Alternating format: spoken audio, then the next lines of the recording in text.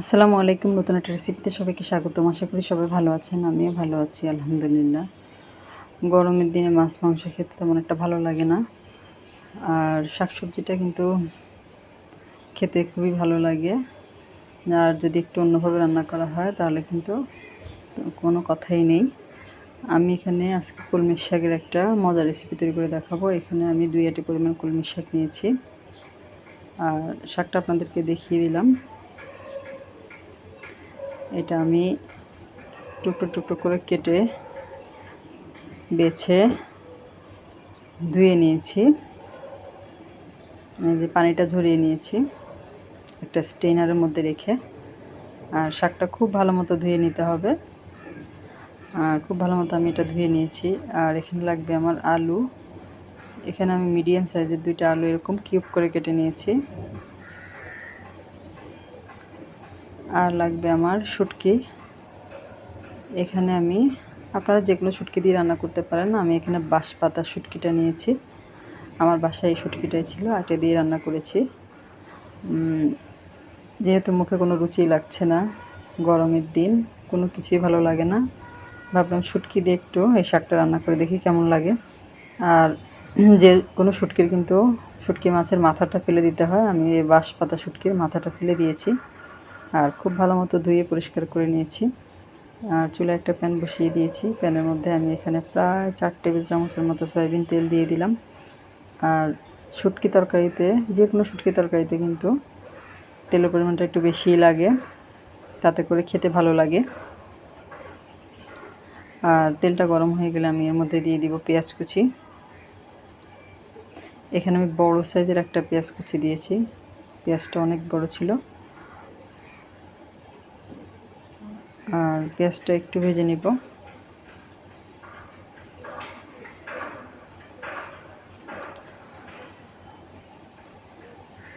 আর আশা করব একটা লাইক দিয়ে পুরো রেসিপিটা জুড়ে আমার সাথে থাকবেন।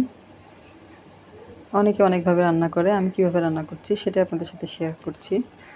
আর এখানে আমি 2টা রসুন এরকম কুচি করে কেটে নিয়েছি। আপনারা চাইলে আস্ত দিতে পারেন, আস্ত বলতে কোয়াটা খুলে কুচি না করে সেভাবেও দেওয়া যায়, আমি কুচি করে দিয়েছি।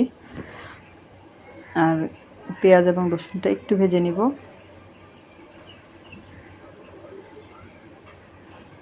আর যারা আমার চ্যানেলে নতুন আজকে প্রথম ভিডিও দেখছেন, যদি রেসিপিটা ভালো লাগে আর আমার চ্যানেলটাকে সাবস্ক্রাইব করা না থাকে, সেক্ষেত্রে আমার চ্যানেলটাকে সাবস্ক্রাইব করে পাশে থাকা বেল বাটনটা অল অপশনে প্রেস করে দিবেন। এতে করে আমি পরবর্তীতে যত ভিডিও দিব তার নোটিফিকেশান সবার আগে আপনাদের কাছে পৌঁছে যাবে। আর পেঁয়াজটা আমি 30 সেকেন্ডের মতো ভেজে নিয়েছি। আর এই পর্যায়ে দিয়ে দিব শুটকিগুলো। আর শুটকিটা এরকম তেলের সাথে প্রথমেই রান্নার আগে ভেজে নিলে কিন্তু খুব সুন্দর সুঘ্রাণ আসে, আর খেতেও খুব ভালো লাগে। শুটকিটা আমি দিয়ে প্রায় 1 মিনিটের মতো ভেজে নিয়েছি। আর এ পর্যায়ে দিয়ে দিব আগে থেকে কেটে ধুয়ে রাখা আলুগুলো।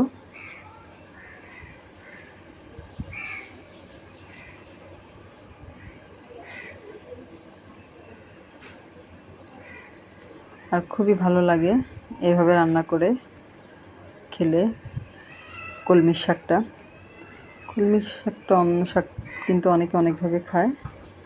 কেউ ভাজা করে খায়, কেউ আবার ডাল দিয়ে রান্না করে খায়, কেউ আবার মাছ দিয়ে রান্না করে খায়। আমি সবসময় ভেজেই খাই। আর আলু এবং শুটকিটাকে আমি পেঁয়াজ এবং রসুনের সাথে প্রায় 2 থেকে 3 মিনিটের মতো ভেজে নিয়েছি। আলুটা অনেকটাই সিদ্ধ হয়ে গিয়েছে। আর এখানে আমি দিয়ে দিলাম 2 চা চামচ রসুন বাটা, 1 চা চামচ আদা বাটা, দিয়ে দিলাম হাফ চা চামচের মতো হলুদের গুঁড়ো, ঝালের জন্য দিয়ে দিব মরিচের গুঁড়া। আমি এখানে 2 চা চামচ থেকে একটু বেশি দিয়েছি। আর এই শুটকির তরকারি, যে কোনো শুটকির তরকারি কিন্তু একটু ঝাল ঝাল হলে খেতে ভালো লাগে। আপনারা যে যেমন খান ওই রকম দিবেন ঝালটা। আমি কিন্তু অত বেশি ঝাল দেইনি, তবে আমার কাছে শুটকির তরকারিটা একটু ঝাল হলেই খেতে ভালো লাগে। আমার বাচ্চারা খাবে, বেশি ঝাল হলে খেতে পারবে না, এই জন্য একটু কম দিয়েছি। মিশিয়ে নিয়েছি সবগুলো মশলা। আর এই পর্যায়ে আমি দিয়ে দিব সামান্য একটু পানি, দিয়ে মশলাটা একটু কষিয়ে নেব। আর এই পর্যায়ে আমি দিয়ে দিব 1 চা চামচ ধনিয়া গুঁড়ো, 1 চা চামচ জিরা গুঁড়ো, 1 চা চামচ ধনে গুঁড়ো, 1 চা চামচ লাল লঙ্কার গুঁড়ো, 1 চা চামচ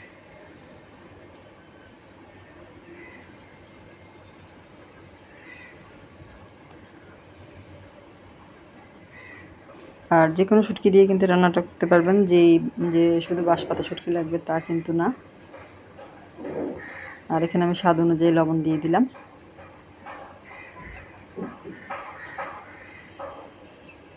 আর অবশ্যই একটা লাইক দিয়ে ভিডিওটা ফুল ওয়াচ করবেন, অনুরোধ রইল।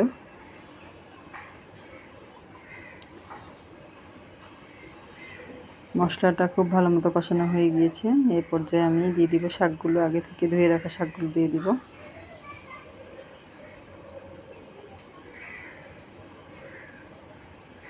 শাকটা আমি আস্তে আস্তে করে দিয়ে মিশিয়ে নিব, যেহেতু প্যানটা একটু ছোট, প্রথমে সবগুলো একসাথে দেওয়া যাবে না, এই জন্য কয়েকবার করে দিয়ে আমি এটা এই যে 2-3 মিনিটের মতো কষিয়ে নিয়েছি। আর খুব সুন্দর মতো কষানো হয়ে গিয়েছে, আর শাকটা একদম কমেও এসেছে।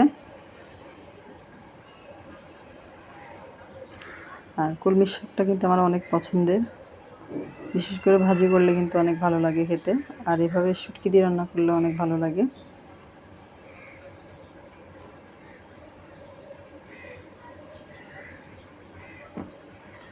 আর এই পর্যায়ে আমি দিয়ে দিব গরম পানি।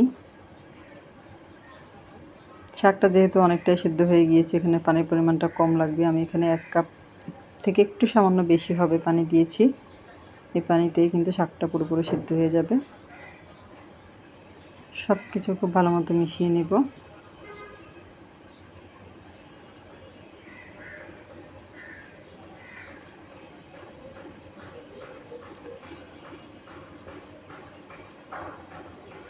আর এখানে আমি দিয়ে দিব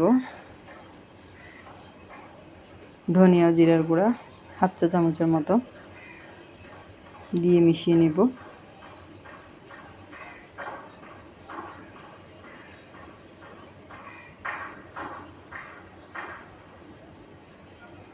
এরপর আমি এটা ঢাকনা দিয়ে ঢেকে দিব।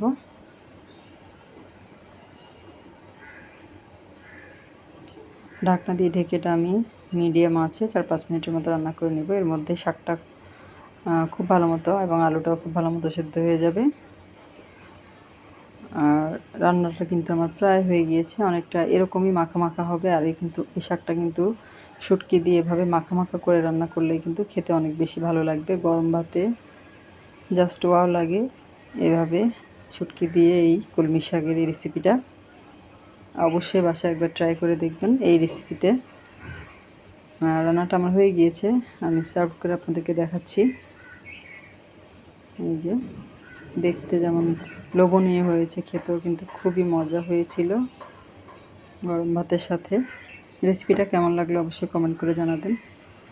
আর যারা আমার ভিডিও ফুল ওয়াচ করেন ইনশাল্লাহ বলে যাবেন, আমিও তাদের ভিডিও ফুল ওয়াচ করে দেবো। সবাই অনেক বেশি ভালো থাকবেন। আল্লাহ হাফেজ।